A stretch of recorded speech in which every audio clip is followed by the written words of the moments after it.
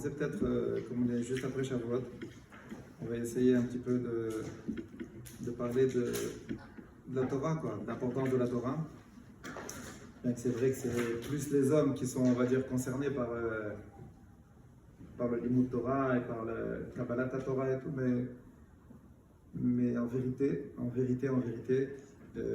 les femmes sont quand même assez concernées, pour ne pas dire même des fois plus que les hommes, parce que c'est grâce à elles qu'un homme il arrive à étudier la Torah. Et donc c'est important de comprendre l'importance de la Torah et combien on doit essayer de pousser son mari, pas seulement son mari, même quand on n'est pas marié, ses frères, ses parents, etc., pour étudier la Torah. Alors, il faut savoir qu'aujourd'hui, on est complètement à côté de la plaque par rapport à ce qu'on appelle le vrai Limud Torah. La Gemara Sota, elle nous dit qu'à la fin des temps, à l'approche de l'arrivée du Mashiach, il va y avoir un grand bilboul. Un grand bilboul dans le monde. Les gens vont être complètement perdus par rapport au Limud Torah. Alors vous allez me dire, c'est pas vrai. Tout le monde nous dit qu'on est à l'approche du Mashiach, et Baruch Hashem, il y a des yeshivot qui poussent comme des champignons. Il y a partout beaucoup de gens qui étudient la Torah, Baruch Hashem, des cours de Torah, des gens qui travaillent, qui étudient, des avrechim, des bachuri yeshivot. C'est devenu très à la mode de faire de la yeshiva juste après le bac. 1 an, 2 ans, 3 ans, 4 ans, 5 ans. Ça part dans tous les sens, Baruch Hashem. On a plein de yeshivot qui s'ouvrent. Et bien, avec tout ça, en vérité, on est dans un grand bilboul. Alors, c'est vrai qu'il y a beaucoup de monde qui étudie la Torah, mais les gens sont inconscients de l'importance de l'étude de la Torah. Alors, la Gemara Sota, elle dit qu'à l'arrivée du Mashiach, les Talmidei Chachamim vont devenir comme des Chazanim. Quel rapport? Les Mefarshim, ils expliquent. Ils disent qu'un Chazan c'est quoi? C'est un Shaliach Tzibur. C'est un bonhomme qui dirige la Tfila.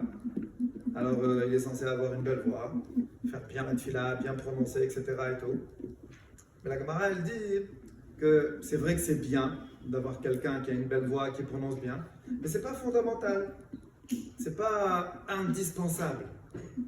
Alors, s'il n'y a pas le super Chazan, c'est pas la fin du monde, c'est pas grave. Et bien, la Gemara nous dit que les Talmidei Chachamim, à l'approche du Mashiach, ils vont devenir comme des Chazanim. Ça veut dire qu'aux yeux des gens, c'est pas tellement fondamental d'avoir des Talmidei Chachamim. Alors, il y en a, c'est bien. Ils sont sympas, ils sont bien, ils sont forts en Torah et tout. C'est bien. Mais devenir un Chacham en Torah, étudier la Torah à fond, se mettre dedans au point que la Torah devienne ma vie, ça aujourd'hui, c'est pas tellement le cas. On étudie, il y a beaucoup de yeshivot, on est dedans, on étudie, on vient avec le bac, on étudie la Torah, c'est beau, la Torah c'est bien, la Torah ça équilibre l'homme, la Torah ça apporte, la Torah ça fait, la Torah c'est bien. Oui, c'est magnifique, mais est-ce que la Torah c'est ma vie? Non. Est-ce que je vais passer mon temps à étudier et dès que j'ai un moment de libre, je vais étudier? Et quand je vais étudier, je vais me tuer dedans, au sens propre du terme, comme la Torah nous dit à Adam qui a mout baoel. Quand on est dans le Ohel de la Torah, on doit être comme un mort, c'est-à-dire on doit se tuer dedans. Bien sûr, en faisant attention de ne pas dépasser certaines limites, on ne va pas rentrer dans les détails, mais est-ce que les gens aujourd'hui sont vraiment conscients de l'importance de s'esquinter dans la Torah, de devenir un chacham dans la Torah? Eh bien, cette notion, elle a disparu. Parce que la Torah, ça devient aujourd'hui un mode de vie. Alors que la Torah, c'est notre vie, mais c'est devenu un mode de vie. C'est sympathique, c'est mignon d'avoir le cours de Gemara, c'est sympa d'aller étudier 2-3 heures par jour, c'est bien, ça met la bracha dans le business, etc. Donc on a fait de la Torah, du Limud Torah, qui est très très répandu aujourd'hui, juste un petit mode de vie. Mais on a oublié que c'est notre vie. Et c'est ça ce qui manque. Et on cherche tous des brachot, oui. Tout le monde cherche des brachot. Qui ne cherche pas des brachot? Qui ne fait pas la queue chez les tzadikim pour demander la bracha d'un tzaddik, etc., et être prêt à payer beaucoup d'argent, ben, la Torah nous dit, c'est pas la peine de faire la queue chez les tzaddikim. La Torah nous dit, dans les parachutes qu'on a vus il n'y a pas longtemps, Im bechukotai telechu, si vous allez dans les chukotai, eh ben vous aurez toutes les brachot de la terre. Et c'est quoi chukotai? Tous les mefarshim expliquent que chukotai, c'est amal à Torah. C'est pas étude de Torah, c'est amal. Amal à Torah, hein, c'est se tuer dedans. S'esquinter pour l'étude de la Torah. Étudier la Torah avec force, avec énergie, avec enthousiasme. Je ne perds pas une minute. Et quand j'étudie, je suis concentré dedans. Bien sûr, au maximum que je peux. Mais on n'a pas compris ça. C'est ça le problème. C'est qu'aujourd'hui, on a l'impression que les gens, ils étudient comme ça. C'est bien. C'est bien, ça passe très bien dans le CV. C'est très bien de marquer pour les Shidurim. Étudie 2 heures par jour, 3 heures par jour. Il aime bien la Torah. Il fréquente une communauté. Il assiste au cours du rabbin. C'est beau, attention, hein. On n'est pas en train de dénigrer tous les gens qui étudient comme ça, 2 heures, 3 heures, qui vont au cours du rabbin, etc. Ils ont un salaire énorme. Le salaire de quelqu'un qui participe à des cours de Torah, le salaire de quelqu'un qui étudie la Torah, il est sans limite. Aval, il faut de temps en temps essayer de voir la vérité des choses et ne pas se voiler la face. Si que Dieu nous en préserve, aujourd'hui, il y a beaucoup de problèmes dans le monde, et en particulier chez les Juifs. Eh ben, quand on lit la paracha de Bechukotai, eh ben, c'est pas compliqué. S'il n'y a pas du Amal à Torah, il n'y a pas de Bracha. Je vais vous raconter juste une petite histoire sur un gadol de notre génération qui est parti il n'y a pas très longtemps du tout. Hein, vraiment, je n'ai pas trop la notion des années, peut-être 2 ans, 3 ans maximum, même pas. C'est le Rav Baruch Mordechai Ezrachi. Alors lui, il était très, c'est un gros combattant de la Torah, un homme très fort, très puissant. Vraiment, dans le Olam HaTorah, il était très reconnu, très takif comme ça, très dur. Et il avait l'habitude d'organiser pendant les vacances souvent des séminaires comme ça. Il réunissait plein de jeunes, d'un petit peu toutes les tendances comme ça. Il ramenait les bachurim de sa yeshiva et il faisait un petit camp de vacances comme ça, pour essayer de les chauffer dans le limud Torah, les amener à étudier encore plus la Torah, etc.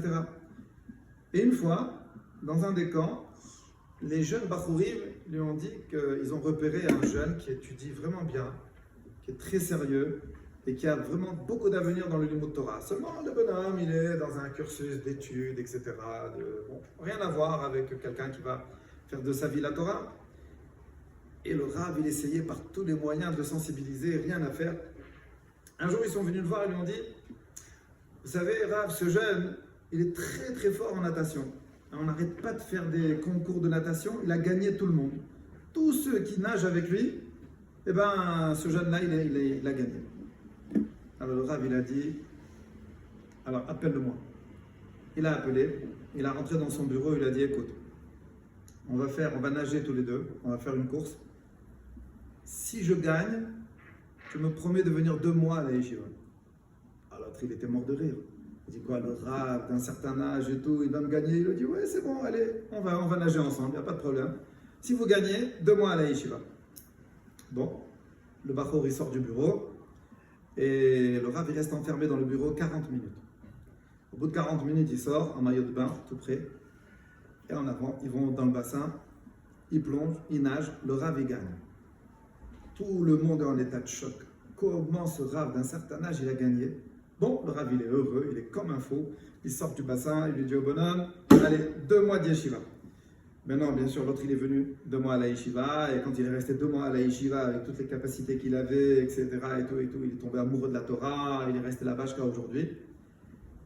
Et à un moment donné, le Bachour, il va voir le Rosh Yeshiva et il lui dit, j'ai une question. Il dit, ok, tu m'as gagné, je ne sais pas comment tu as fait. Mais explique-moi qu'est-ce que tu as fait pendant 40 minutes dans ton bureau avant de sortir. Tu as fait de la musculation, tu as fait des mouvements, je ne sais pas, tu as fait quelque chose, qu'est-ce que tu as fait? Il a dit, ben, pendant 40 minutes, j'ai pleuré. Qu'est-ce que tu as fait? Pourquoi tu as pleuré? Il dit, j'ai supplié à Kadosh Baruch Hu de me faire gagner pour t'amener à la yeshiva. C'est tout. Voilà ce que j'ai fait pendant 40 minutes. Et ça a marché. Maintenant, ce gadol-là, qu'est-ce qu'il a? Quel intérêt il a? Il a gagné de l'argent sur ça? Il ramène un bachour dans sa yeshiva, ça lui coûte plus d'argent. Il faut qu'il tourne maintenant dans le monde, qu'il cherche des donateurs et des trucs, des salades et tout. C'est une prise de tête. Alors pourquoi il a fait ça? Pourquoi il s'est tué pour prendre un jeune et le ramener dans un monde de Torah et le faire étudier la Torah à fond? Pourquoi? Parce que les Gdolim, ils sont conscients. Les Gdolim, ils sont conscients. C'est quoi l'importance de encore un juif qui va étudier la Torah à fond? Encore un jeune qui va se mettre à fond dedans. Encore une neshama juive qui va se tuer, qui va étudier, qui va être sérieux dedans, qui va se casser la tête dans des textes qu'on ne comprend même pas le rapport avec notre vie de tous les jours. On ne comprend rien, on rentre dans des gemarotes où ils nous parlent de sujets, mais c'est des prises de tête, rien à voir, aucune conséquence au niveau de la vie de tous les jours, rien du tout. Hachem il dit oui, tu vas étudier cette Torah à fond, il y aura la bracha dans le monde. Donc les Gdolim, ils connaissent l'importance de la Torah. Ils savent. Il y a des fois des Bachourim qui sont partis voir le Rav Kanievski parce qu'il y avait des parents qui ne voulaient pas qu'ils restent à étudier la Torah toute leur vie. Ils leur ont dit, ouais, c'est bon, tu as fait une année de yeshiva après le bac, tu rentres vite à la maison, tu vas faire des études, une situation financière et tout. Ils sont partis voir le Rav Kanievski. Il y a un Bachour, il est parti chez Rav Kanievski, il lui a dit, mes parents, ils m'ont dit, si je ne rentre pas, ils m'envoient la police. Rav Kanievski, il a dit, même s'il t'envoie l'armée entière, tu ne rentres pas, tu restes étudier la Torah. C'est un fou, Rav Kanievski, c'est un fou, c'est un malade, il va faire des histoires entre un Bachour et ses parents, il ne comprend rien à la vie, il n'a pas de déréférences, que Dieu nous en préserve. Il n'a pas de chokhmat chaim, quoi, c'est comme ça, c'est ça les religieux, fanatisme, extrémisme. Seulement eux, ils vivent ça, ils connaissent l'importance de la Torah, ils connaissent l'importance de ce que c'est qu'un juif qui étudie la Torah et ce que ça apporte dans le monde. Quand on se tue dedans, quand on s'esquinte dedans, comme c'est marqué Adam, la Amal Yulad. Un homme, la Amal Yulad. Pour le Amal, pour le labeur, Yulad, il est né. Voilà, c'est simple. Avec cette phrase, vous savez pourquoi on est venu sur terre. Alors maintenant, ça continue. Ashrei chez Amalo Torah. Heureux celui que le labeur pour lequel il est venu sur terre, ben il va être dans la Torah. Pourquoi? Qu'est-ce qu'il y a? Si je me casse la tête, si je travaille, si je me prends la tête dans le monde, etc. J'essaie de faire des choses, de m'épanouir dans mon travail, d'inventer des choses pour le monde, de découvrir des nouveautés, de faire des recherches, d'avoir un prix Nobel, etc. Pourquoi pas? Mon labeur, il ne serait pas là-bas. Et à côté, je fais mon petit cours de Torah. Mais non, tu n'as rien compris. Tu n'as rien compris. Am Israël et la Torah, ce sont les deux choses pour lesquelles Hachem il a créé le monde. C'est tout. C'est pas compliqué. Bereshit, c'est marqué Bereshit, bara Elokim et Hashemayim et Haaretz. Bereshit, c'est Bet, Bishvil, pour Reshit. Bara Elokim, il a créé Dieu le monde. C'est quoi Reshit? Il y a deux choses qu'on appelle Reshit dans la Torah. Am Israël et la Torah. C'est tout. Point final. Hachem il a créé le monde que pour ça. Il n'y a rien d'autre. Alors aujourd'hui, on est parti dans une salade totale. On se fait tous avoir, mais on est tous dans le même sac. On est embarqués dans un mouvement où même ceux qui étudient la Torah, même ceux qui se mettent à fond dans la Torah, ben malheureusement, ils sont là et ça part un peu dans tous les sens. Ça part un peu dans tous les sens. C'est rare de trouver quelqu'un qui est complètement à fond dedans et qui arrive à faire la part des choses et de mettre le Olamazé vraiment à sa place. C'est très dur, c'est très très dur. On est tiraillé du matin jusqu'au soir. Et c'est important. C'est important de comprendre combien la Torah doit être vécue comme pas un mode de vie, mais comme une vie et à fond. Pas à demi-mesure. Bon, je vais faire mon petit cours de Gemara, je vais faire mon petit truc. Ça va, c'est sympa, j'ai pointé. Je suis allé, le Rabbi m'a dit, tu vas aller au cours de Gemara, tu auras la bracha dans la Parnassa, etc., etc. C'est dommage de vivre la Torah comme ça. C'est pas facile, parce qu'aujourd'hui on est dans un tourbillon de malades. Mais, et c'est important. Et c'est très important que les femmes et les jeunes filles comprennent ça. Parce que c'est pas facile, surtout quand on se marie, quand on est marié, de pousser son mari à étudier, de le pousser au maximum, qu'il soit vert, qu'il travaille, mais c'est pas simple. Une femme, elle a besoin de son mari, elle a besoin de sa présence, elle a besoin qu'il soit là, pas pour l'aider, c'est beaucoup plus une présence, c'est autre chose, c'est très spécial. Mais en attendant, Akadosh Baruch Hu, il dit, mais t'es le pilier de la maison. La femme, c'est la base de toute la maison. Je n'ai pas dit que c'est de sa faute s'il étudie ou pas, attention, je n'ai pas dit ça, non. Mais c'est un pilier. Le Midrash, il dit, à propos d'Abraham Avinu, on raconte qu'un jour, Abraham Avinu, il est parti rendre visite à Ishmaël, et son fils qu'il a renvoyé et tout. Bon, Abraham Avinu, vous savez, il a un cœur tendre et tout, donc c'était très difficile pour lui la séparation avec Ishmaël. Donc de temps en temps, il allait lui rendre visite. Donc, comment il va, qu'est-ce qu'il devient. Alors il arrive à la maison d'Ishmaël, c'est une tante. Hein. Il n'était pas là-bas, il y avait sa femme là-bas. Donc il dit bonjour, comment ça va, comment il va ton mari, ça va, tout se passe bien et tout. Et elle lui a même pas proposé de descendre de son chameau, de boire quelque chose, de rentrer se reposer du trajet, etc. Rien, aucun des rien du tout. Avant de partir, Abraham Avinu, il lui a dit, de ce midrash on apprend quelque chose de fondamental, il lui a dit, tu pourras transmettre un message à Ishmaël. Elle a dit oui, lequel? Tu lui diras que le pilier de sa tente, il est branlant. Elle a dit, ah bon, ok, bah je vais lui dire, comme ça il va le réparer, et tout, il n'y a pas de problème. Elle dit, oui, oui, tu le transmets. Ishmaël, il est intelligent, il va comprendre. Et le midrash de Mefarshim, ils expliquent, c'est quoi le pilier de la tente? C'est quoi le pilier de la maison? Eh bien, c'est la femme. C'est la femme. C'est marqué, il y a des Gemarotes qui disent clairement que si un homme rachat se marie avec une tzadékette, il va devenir tzaddik.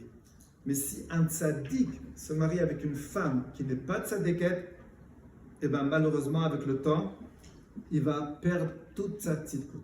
Pourquoi? Comment ça se fait? Les hommes ils font les beaux, c'est moi le patron, c'est moi qui dirige, c'est moi qui fais, c'est moi qui truc, c'est moi. Mais en vérité, c'est complètement faux. Pourquoi? Parce que la femme, avec bien sûr sa discrétion et sa finesse et sa tsniout, on ne parle pas d'une femme qui tape du poing sur la table du matin jusqu'au soir, c'est sûr, celle-là, elle n'arrivera à rien, mais une femme avec beaucoup de finesse, avec beaucoup de délicatesse et avec beaucoup de tsniout, elle peut donner le ton à la maison et faire en sorte que la maison, ce sera une maison de Torah, une maison de Gdusha. Bien sûr, ça va lui demander beaucoup de sacrifices. Il faut savoir qu'à chaque fois qu'une femme elle envoie son mari qu'il étudie ou qu'il n'étudie pas, elle reçoit le salaire comme s'il avait étudié à fond. C'est extraordinaire, hein? C'est un bon rendement. Parce que pour qu'un homme se mette à fond pendant 2-3 heures, c'est pas évident. Mais elle reçoit comme s'il n'avait pas bougé du livre pendant 3 heures sans lever la tête. Lui, il a levé la tête, il a fait ce qu'il a voulu, lui, on verra son salaire avec un cadeau, il va se débrouiller. Mais elle, dans le Olam Haba, elle va recevoir un salaire comme s'il avait étudié à fond. Ça pourra arriver à un moment donné qu'une femme va arriver là-haut après 120 ans, ben, elle va recevoir un Olam Haba beaucoup plus haut que celui que son mari. Alors, même là-bas, ils vont se prendre la tête, ils vont se discuter. Pourquoi tu es là-bas? Pourquoi je ne suis pas là-bas? C'est moi qui ai étudié. Oui, mais toi, tu es parti étudier, tu n'as pas étudié comme il fallait. Mais moi, je suis resté à la maison, je me suis sacrifié, c'était dur pour moi. Moi, je reçois le salaire comme si tu avais étudié ma mâche sans bouger. Et ça, c'est important. Donc, ça vaut le coup. Ça vaut le coup de se donner, ça vaut le coup de se sacrifier et de comprendre combien c'est important de se tuer dans la Torah. Et que son mari devienne un Talmid Chacham, qui travaille ou qui ne travaille pas. Les excuses, je travaille, tout ça, c'est n'importe quoi. Celui qui veut devenir un Talmid Chacham, celui qui veut devenir une bombe dans la Torah, il peut se tuer, s'esquinter dedans, il faut juste le vouloir, et se battre et lutter du matin jusqu'au soir, on arrive à tout. Il n'y a personne qui peut arriver avec des tiroutimes, c'est très facile. Les gens, tout de suite disent, ah mais moi je travaille. Mais moi je travaille. Alors c'est le tirout, la réponse classique. Non mais moi je suis pas avrer. Mais la Torah a été donnée à tout le monde.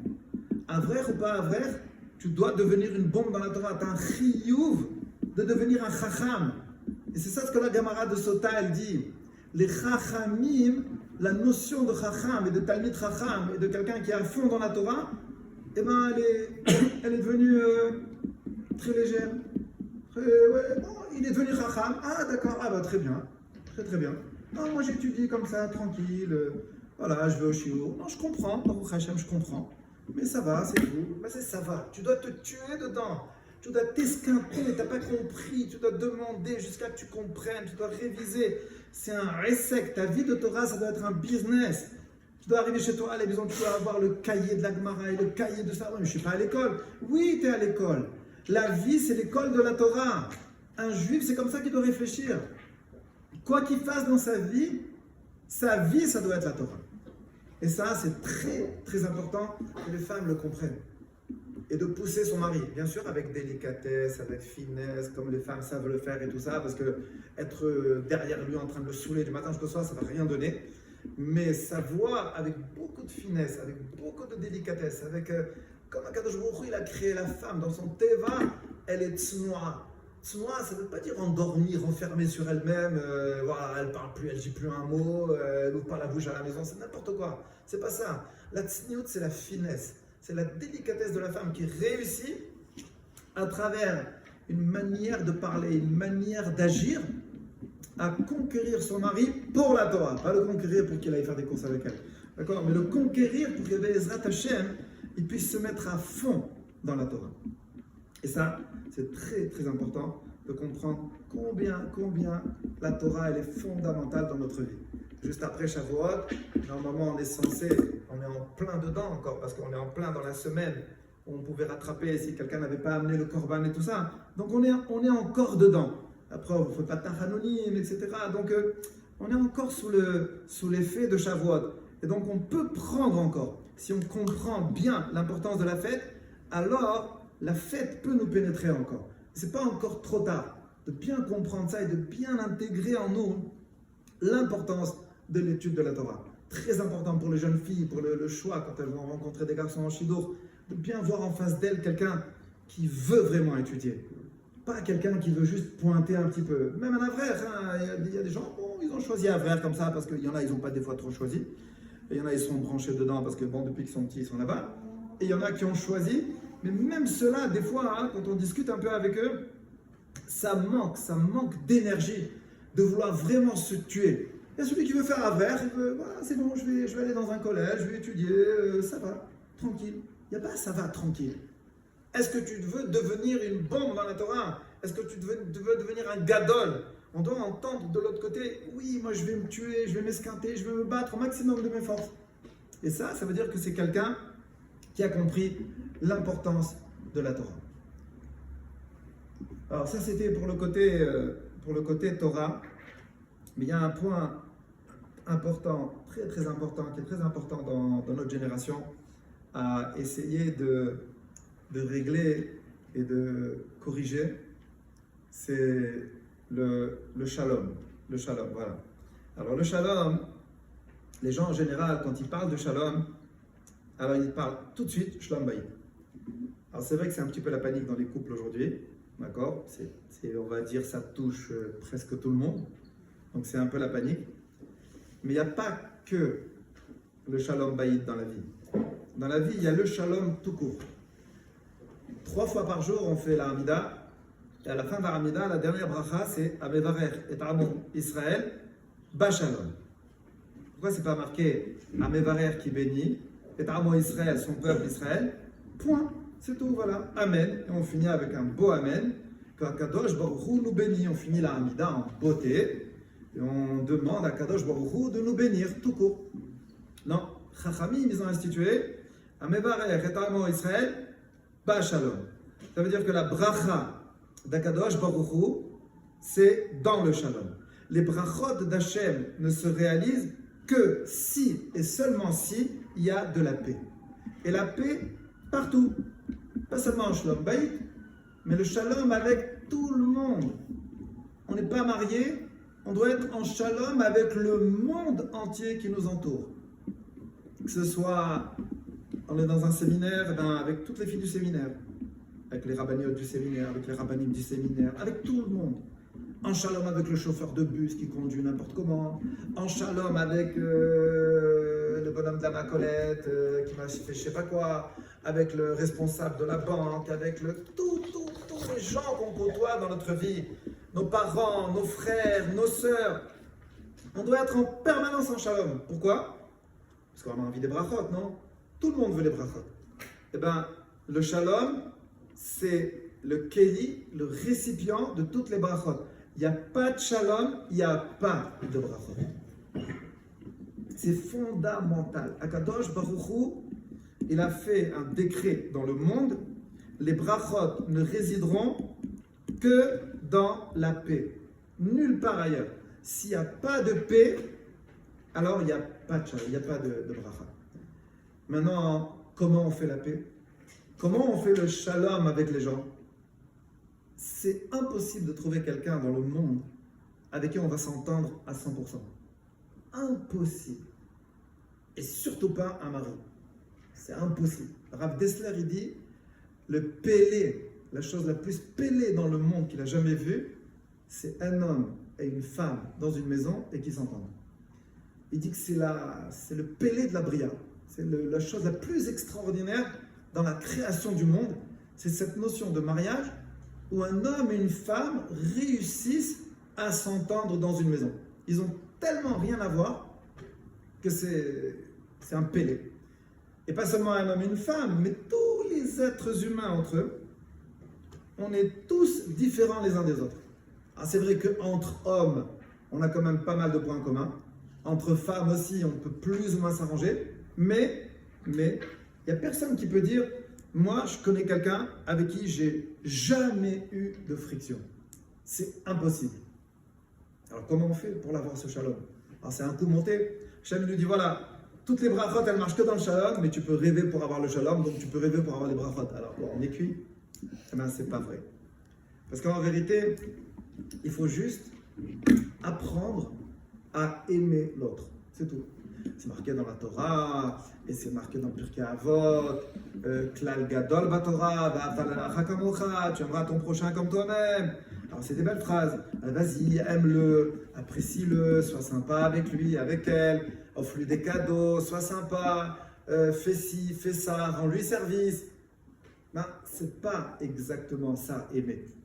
Parce que quand Hachem il parle de shalom aussi bien à l'extérieur, en apparence, mais aussi à l'intérieur. Malheureusement, des fois, bon, c'est déjà pas mal, hein, on arrive plus ou moins à avoir des rapports avec les gens plus ou moins normaux extérieurement, mais à l'intérieur, il y a toujours, ça ronronne.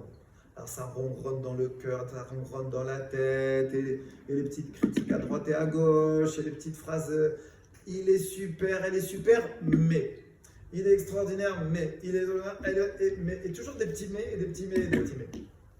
Alors comment on fait? Comment on fait pour aimer? Et c'est quoi aimer? Il y en a plein qui se trompent complètement. Aimer, waouh, il est super, elle est super, elle est géniale. Un sourire de folie, il a un sourire génial, il est fantastique, il m'a fait ci, il m'a fait ça, elle m'a donné, elle m'a apporté, elle m'a truc. C'est n'importe quoi. N'importe quoi. Le Rav Dessler, il dit... On n'aime pas celui qui nous donne. Mais nous, on passe notre vie à penser qu'on va aimer effectivement celui qui va nous donner. Mais c'est complètement faux. En vérité, on n'aime pas celui qui nous donne. On aime celui à qui